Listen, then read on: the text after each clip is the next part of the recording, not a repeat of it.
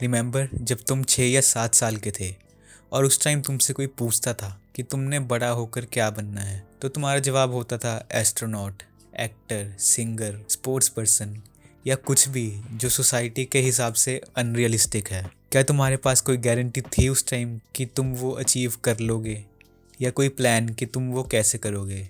नहीं, but you had a delusion जिसकी वजह से तुम्हें सब बिलीवेबल लगता था। और फिर चाहे तुमसे कोई कितना भी कहे कि ये इम्पॉसिबल है, बट तुम्हें फ़र्क नहीं पड़ता था। बट जैसे जैसे तुम बड़े होते गए तुम्हारा वो डिल्यूजन फेड होता गया, क्योंकि तुम्हारे आसपास के लोग तुम्हें बोलने लगे कि तुम्हारे आइडियाज़ रियलिस्टिक नहीं हैं, और धीरे धीरे तुम अपने आइडियाज़ को ही क्वेश्चन करने लगे। और अगर अब कोई तुम्हारे मन में आइडिया या गोल आता है जो तुम्हें लगता है कि रियलिस्टिक नहीं है, तो तुम खुद पर ही डाउट करने लग जाते हो कि मैं ये कर पाऊंगा या नहीं।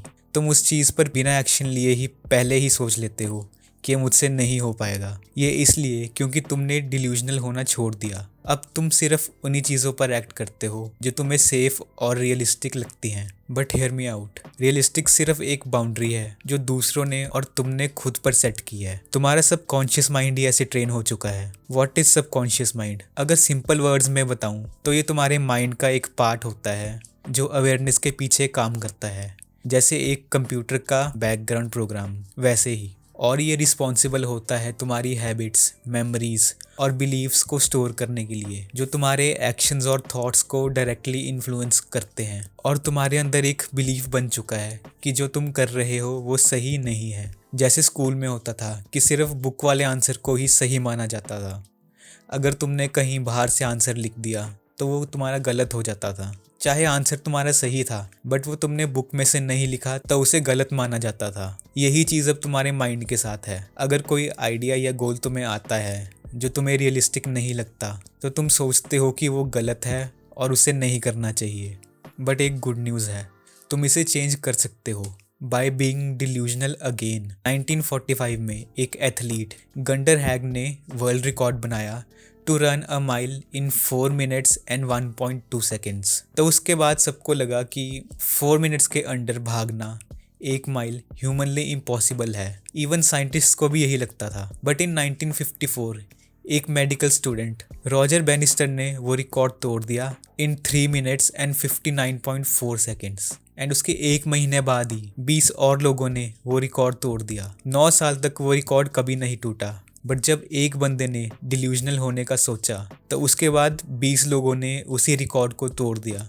यस, उन्होंने बहुत प्रैक्टिस की होगी, बट अगर वो सोचते ही नहीं कभी कि वो कर पाएंगे तो शायद ये पॉसिबल हो ही ना पाता कभी। तुम जैसी चीज़ें अपने सबकॉन्शियस माइंड में भरोगे, तुम्हारे बिलीव्स वैसे ही बनते जाएंगे।